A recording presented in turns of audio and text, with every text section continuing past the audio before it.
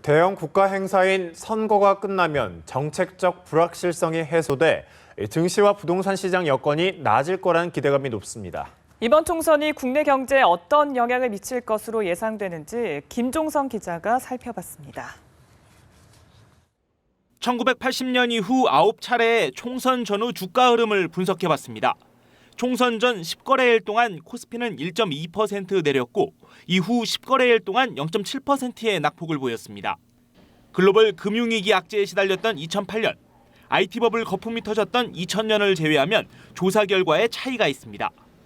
선거 결과에 대한 불확실성 때문에 총선 전 코스피가 0.63%가량 약세를 보인 점은 비슷하지만 선거 후에는 0.75% 오르며 확연히 안정적인 흐름을 보였습니다. 전문가들은 국내 증시가 내수 사정보다 해외 이슈에 더 민감하게 반응하고 있다고 설명합니다. 또 총선 이후 미국과 중국의 경제 상황을 고려하면 우리 증시가 긍정적인 흐름을 보일 것으로 예상합니다. 미국의 대선 과정 속에서 다양한 정책 이슈뿐만 아니라 인프라 투자 확대에 대한 여러 가지 기대감이 상당히 높은 상황입니다. 중국 같은 경우에도 대규모 인프라 투자에 나서고 있는데요. 총선 이후에 경기 상황에 대한 기대감을 높여주고 있고요. 반면 부동산 시장은 최근 추세처럼 총선 이후에도 별다른 움직임이 없을 것이라는 전망이 많습니다.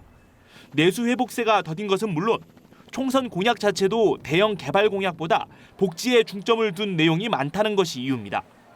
전문가들은 결국 증시나 부동산 시장이 앞으로 화랑을 보이기 위해서는 총선 이후 여야가 서로 겨눴던 창을 거두고 경제 살리기를 위해 단합된 행동을 보여줘야 한다고 입을 모읍니다.